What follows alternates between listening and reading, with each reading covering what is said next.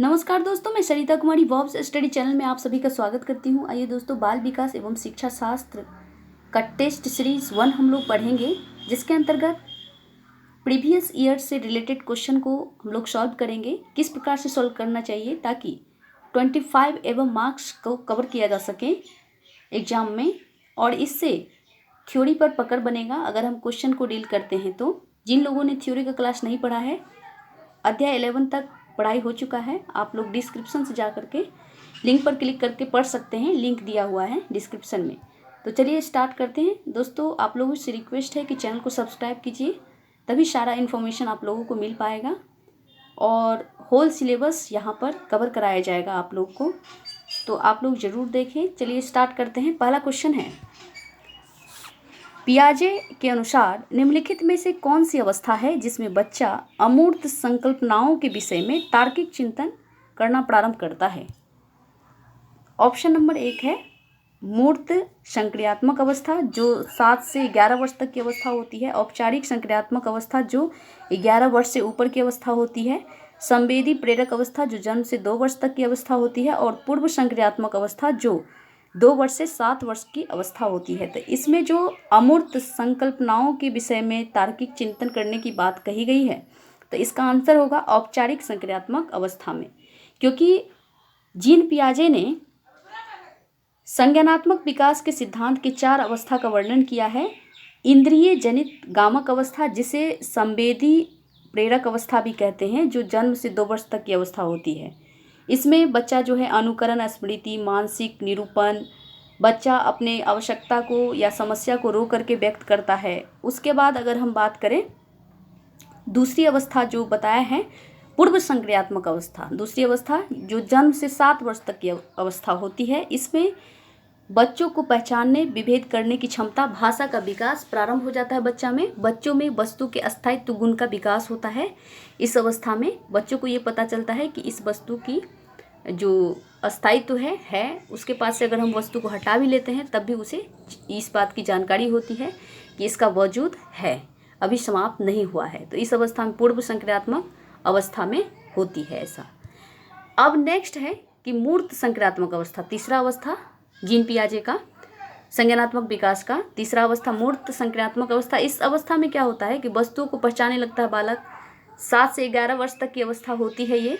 उनका विभेदीकरण, क्लासिफिकेशन करने की क्षमता, चिंतन अब जो है इस अवस्था में अब और अधिक क्रमबद्ध और तार्किक हो जाता है।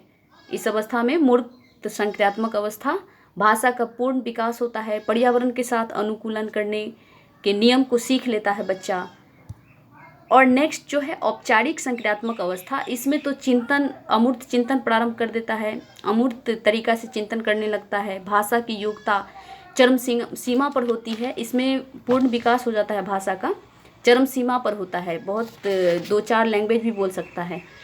विभिन्न प्रकार की समस्या को या कोई भी उलझन हो तो उसको जो है समाधान भी कर लेता है और अमूर्त नियमों का निर्माण कर सकता है। अच्छी तरह से सोचने, समस्या का समाधान एवं निर्णय लेने की जो क्षमता है बच्चा में, अमूर्त चिंतन संक्रियात्मक अवस्था में जो है आ जाता है। 11 से ऊपर की अवस्था होती है ये। तो इस तरह से जो आंसर होगा औपचारिक संक्रियात्मक अवस्था, इसका आंसर हो जाएगा। नेक्स्ट है, बच्चों में बौद्धिक विकास की 4 विशिष्ट अवस्थाओं की पहचान की गई है। तो किसने किया है, किन मनोवैज्ञानिकों ने? अभी हम लोगों ने पढ़ा जीन पियाजे ने। इसका आंसर डी होगा। नेक्स्ट क्वेश्चन है, विकास कभी न समाप्त होने वाली प्रक्रिया है, यह विचार किससे संबंधित है? तो पहला ऑप्शन है अंतः संबंध का सिद्धांत, दूसरा है निरंतरता का सिद्धांत, तीसरा एकीकरण का सिद्धांत, चौथा है अंतःक्रिया का सिद्धांत। जो निरंतरता का सिद्धांत है, प्रिंसिपल ऑफ कंटिन्यूटी, इसमें जो है बच्चा माँ के गर्भ से ही विकास प्रारंभ हो जाता है बच्चा में और जीवन प्रयत्न तक चलता है। आंसर बी होगा। बहुत सारा बाल विकास का जो सिद्धांत है, बहुत सारा सिद्धांत है। जिन लोगों ने नहीं पढ़ा है थ्योरी, आप पढ़ सकते हैं, क्योंकि कॉन्सेप्ट हर चीज़ का होना चाहिए। अगर नहीं है तो आप बाल विकास का क्वेश्चन सॉल्व नहीं कर सकते हैं। निरंतरता का सिद्धांत बाल विकास का सिद्धांत है, समान प्रतिमान का सिद्धांत है, उसके बाद विकास क्रम में मतलब होता है, एकरूपता का सिद्धांत है, वृद्धि एवं विकास की गति एक सी नहीं होती है, ये भी एक विकास का एक सिद्धांत है, एकीकरण का सिद्धांत है, परस्पर संबंध का सिद्धांत है, विकास जो है सामान्य से विशेष की ओर होता है, चलता है, ये भी विकास का सिद्धांत है।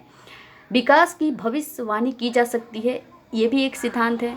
विकास लंबवत सीधा न होकर वर्तुलाकार होता है, ये भी बाल विकास का एक सिद्धांत है। आंशिक पुनर्वलन का सिद्धांत बाल विकास के अंतर्गत ही आता है।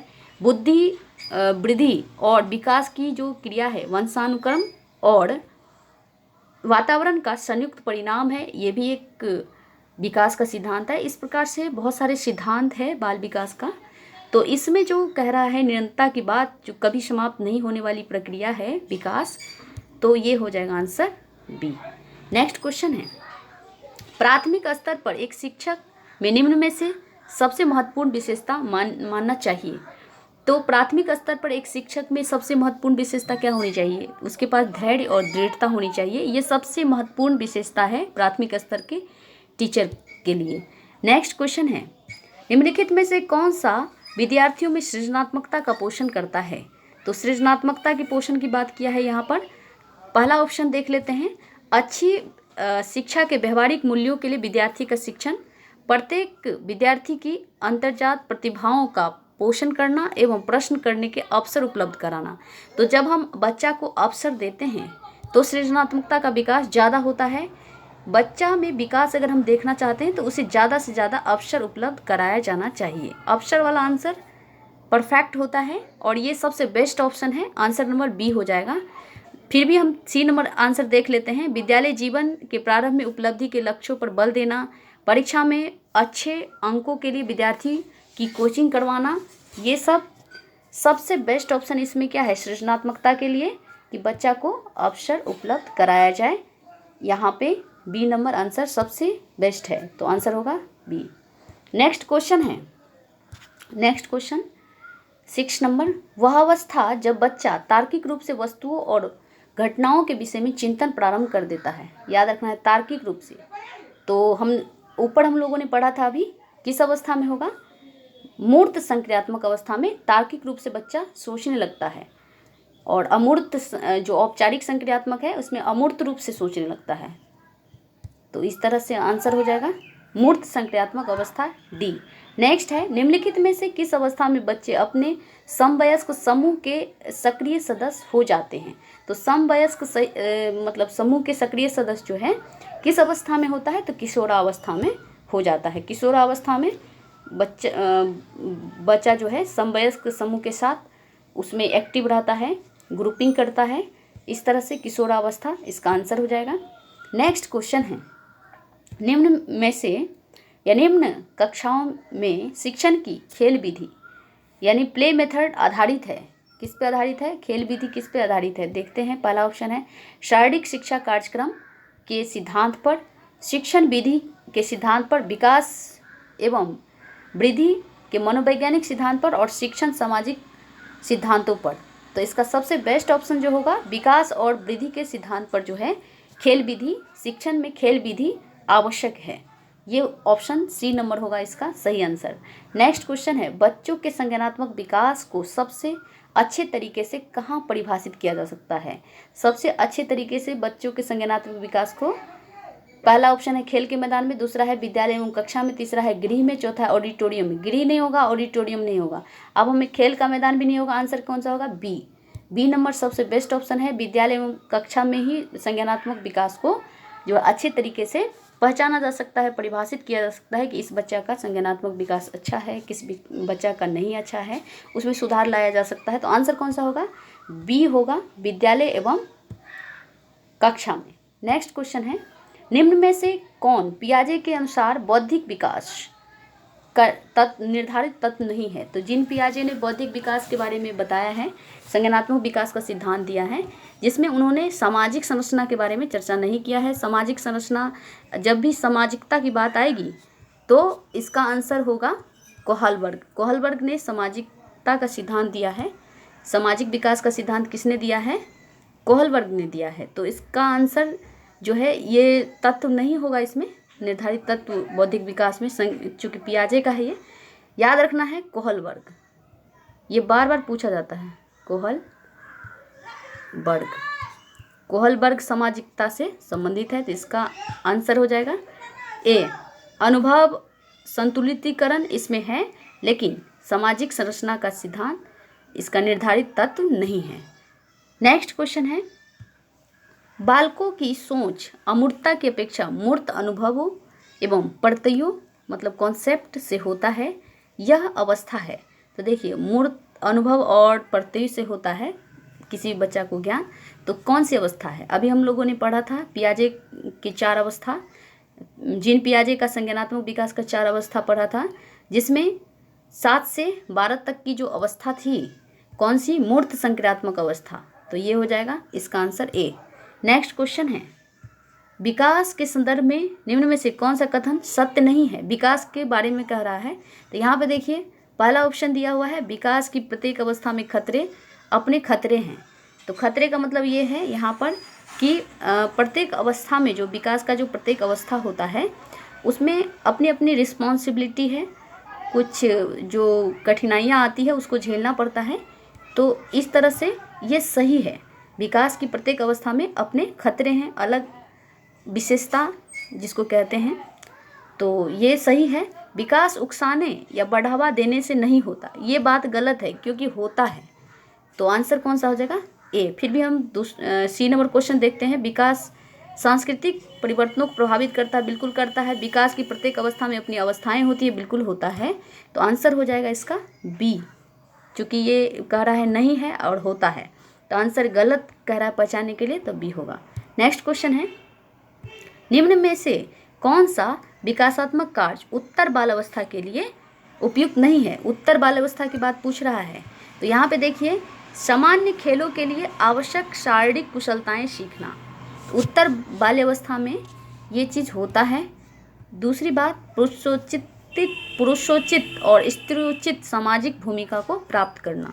यहाँ पर बाल्यावस्था से कोई ये बात रिलेटेड नहीं है कि बच्चा जो है पुरुषोचित या स्त्रीयोचित सामाजिक भूमिका प्राप्त कर लेगा, ये आंसर गलत हो जाएगा। तो आंसर बी नंबर होगा, क्योंकि व्यक्तिगत आत्मनिर्भरता प्राप्त कर लेता है उत्तर बाल्यावस्था में, ये सही है।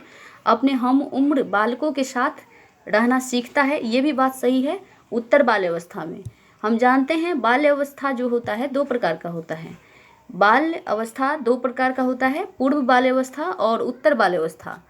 बाल्यावस्था 2 से लेकर के 12 वर्ष तक के काल को बाल्यावस्था कहा जाता है, जिसमें पूर्व बाल्यावस्था 2 से 6 वर्ष तक के काल को, और उत्तर बाल्यावस्था 6 से 12 वर्ष तक के काल को उत्तर बाल्यावस्था कहा जाता है। तो इस तरह से इसका आंसर हो जाएगा बी नंबर। नेक्स्ट क्वेश्चन है, विकास का अर्थ है, विकास का अर्थ क्या है? परिवर्तनों की उत्तरोत्तर श्रृंखला, उत्तरोत्तर श्रृंखला मतलब प्रोग्रेसिव चेंज। बी नंबर है, अभिप्रेरणा के फलस्वरूप होने वाले परिवर्तनों की उत्तरोत्तर श्रृंखला यानी प्रोग्रेसिव चेंज।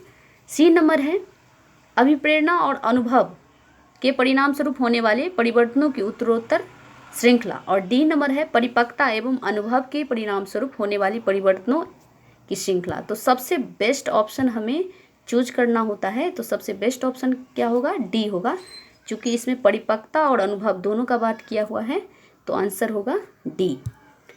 क्योंकि यहाँ पे देखिए ए नंबर से बेस्ट ऑप्शन बी लग रहा है, और बी से बेस्ट सी है, और सी से बेस्ट डी है, तो सबसे बेस्ट कौन होगा? डी, यानी डी नंबर इसका आंसर हो जाएगा। नेक्स्ट क्वेश्चन है, खिलौने की आयु टॉय एज, टॉय एज कहा जाता है। पहला ऑप्शन है पूर्व बाल्यावस्था, दूसरा है उत्तर बाल्यावस्था, तीसरा शिशुअवस्था और चौथा ये सभी। टॉय एज जो है पूर्व बाल्यावस्था को कहा जाता है। नेक्स्ट क्वेश्चन है, निम्न में से कौन सी पूर्व बाल्यावस्था की विशेषता नहीं है? तो पहला ऑप्शन है दल समूह में रहने की अवस्था, अनुकरण करने की अवस्था, प्रश्न करने की अवस्था और खेलने की अवस्था। जो पूर्व बाल्यावस्था की जो अवस्था होती है, खेलने की अवस्था, अभी ऊपर पढ़े थे टॉय एज कहा जाता है इसे, यानी प्ले एज भी कह सकते हैं, प्ले एज या टॉय एज। तो ये होगा, प्रश्न करने की अवस्था भी है, बच्चा तरह तरह से प्रश्न करता है, ये क्या है, बकरी क्या है, कुत्ता क्या है, बहुत तरह से प्रश्न करता है, तो प्रश्न करने की अवस्था है।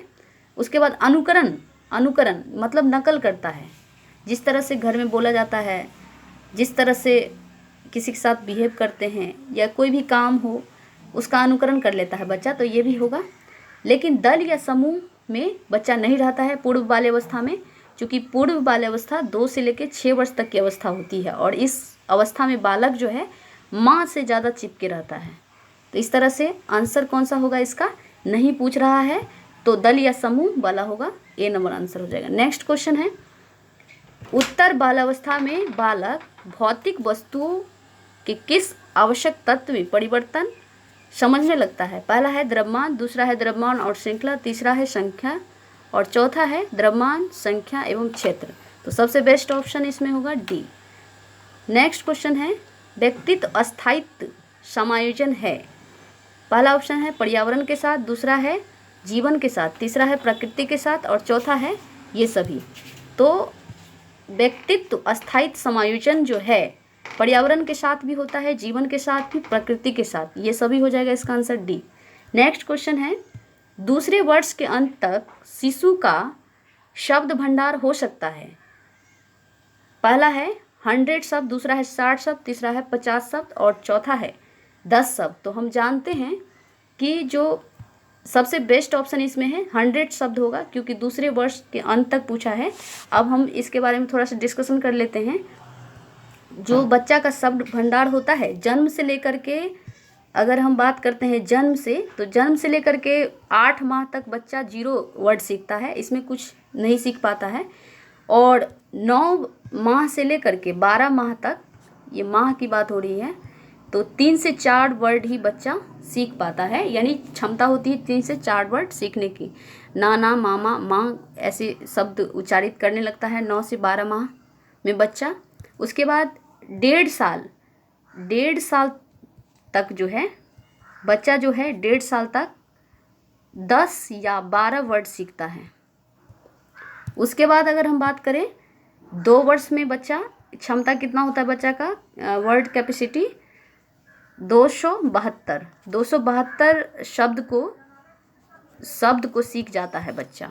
उसके बाद अगर हम बात करें 2.5 साल तक में बच्चा 450 शब्द को सीख लेता है। उसके बाद अगर हम बात करते हैं 3 साल में बच्चा जो है 3 साल में कितना वर्ड सीखता है, 1000 वर्ड जो है 3 साल में सीखने की क्षमता रखता है। तो आप सिखा सकते हैं बच्चा को 1000 वर्ड।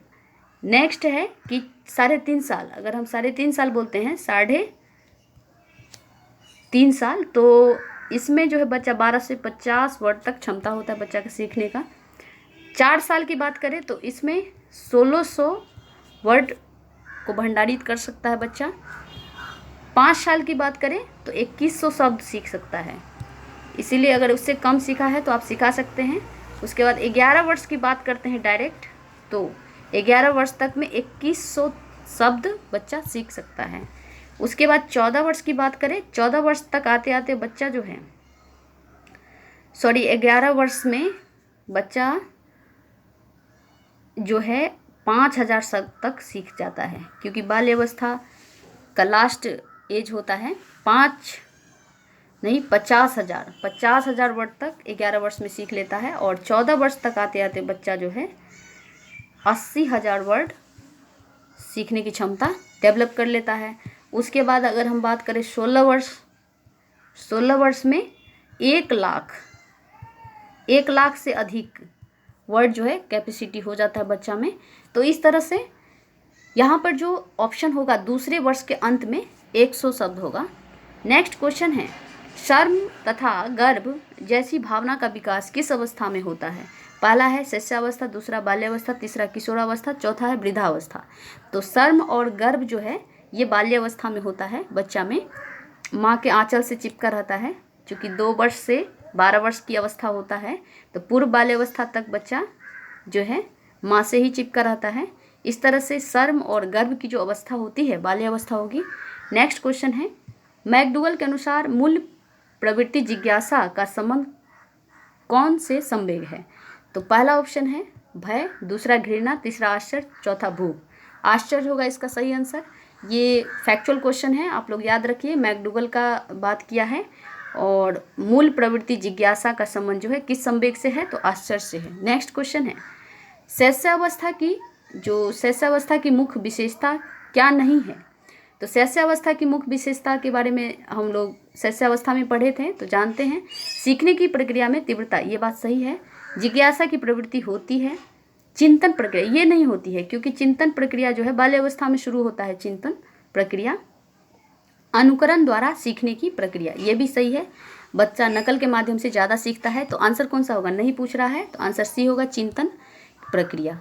नेक्स्ट क्वेश्चन है, जो किस मनोवैज्ञानिक के अनुसार विकास एक सतत और धीमी प्रक्रिया है, तो ये होगा स्किनर। ये फैक्चुअल क्वेश्चन है, याद रखना है। स्किनर ने बताया है सतत और विकास जो है धीमी प्रक्रिया है, स्किनर। नेक्स्ट क्वेश्चन है, बाल्यावस्था होती है, हम लोग जानते हैं बाल्यावस्था कब से कब तक होती है, 2 से 12 वर्ष तक की अवस्था होती है, तो इसका आंसर होगा बी। नेक्स्ट क्वेश्चन है, व्यक्तित्व विकास की अवस्था है, तो व्यक्तित्व विकास यानी जो पर्सनैलिटी डेवलप बच्चा में कब होगा, जब बच्चा का वृद्धि होगा और अधिगम करेगा, तो ए नंबर आंसर हो जाएगा, अधिगम और वृद्धि। नेक्स्ट क्वेश्चन है, विकास में वृद्धि से तात्पर्य है, विकास में वृद्धि से क्या तात्पर्य है कि हर चीज़ का विकास होना, यानी सर्वांगीण विकास होना। विकास में वृद्धि से तात्पर्य है कि बच्चा का आकार बढ़ रहा है, सोच बढ़ रहा है, समझ कौशल में वृद्धि हो रही है। इस तरह से सबसे बेस्ट ऑप्शन डी होगा। नेक्स्ट क्वेश्चन है, परिपक्वता का संबंध किससे है, विकास से है, वृद्धि से, सृजनात्मकता से और रुचि से है। तो परिपक्वता का संबंध जो है विकास से है।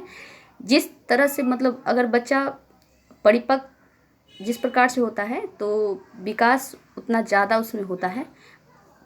परिपक्वता के अनुसार ही बालक में विकास होता है। तनाव और क्रोध की अवस्था जो होती है, कौन सी अवस्था होती है, तो किशोरावस्था, जो 12 से 18 वर्ष तक की अवस्था होती है, किशोरावस्था। इस अवस्था में बालक ज़्यादा टेंशन तनाव में होता है, अकेला रहना चाहता है और दोस्त समूह में ज़्यादा पसंद करता है रहना। इस तरह से आंसर हो जाएगा बी। नेक्स्ट क्वेश्चन है 29 नंबर, बच्चों की रुचि बनाए रखने के लिए आप कौन सी विधि का चयन करेंगे। तो पहला ऑप्शन है, बच्चों की रुचि बनाए रखने के लिए बच्चों को पढ़कर आने के लिए कहेंगे और प्रश्न पूछेंगे। ये उतना परफेक्ट नहीं लग रहा है। स्वयं गतिविधि करेंगे और बच्चों को से बताएंगे। तीसरा है, आप गतिविधि में बच्चा को शामिल करेंगे। नेक्स्ट है, बच्चों को स्वयं गतिविधि करने के लिए देंगे। तो यहाँ पे सबसे बेस्ट ऑप्शन डी है, क्योंकि स्वयं की बात हुआ है। जब बच्चा को अवसर दिया जाता है या स्वयं करने के लिए या खुद करने के लिए दिया जाता है, तो ज़्यादा सीखता है बच्चा। इस तरह से आंसर होगा डी। 30 नंबर क्वेश्चन है कि एक बच्चे की मानसिक आयु 12 वर्ष और वास्तविक आयु 10 वर्ष है, तो उसकी बुद्धि लब्धि क्या होगी। तो हम लोग जानते हैं IQ इक्वल टू होता है mental age upon real age into 100। Mental age into real age into 100 होता है IQ इक्वल टू। तो मेंटल एज दिया हुआ है कितना, 12, और रियल एज 10 इंटू 100 कितना होगा, 0 0 कैंसिल, यानी 120, 120 हो जाएगा बच्चा का IQ। तो इस तरह से हम लोगों ने पढ़ा। दोस्तों, आप लोगों को अच्छा लगता है, लाइक सब्सक्राइब कमेंट शेयर जरूर करें, ताकि मैं आप लोगों के लिए इसे भी बेहतरीन वीडियो लाने का प्रयास करूंगी। मिलते हैं नेक्स्ट वीडियो में। नमस्कार, जय हिंद, जय भारत।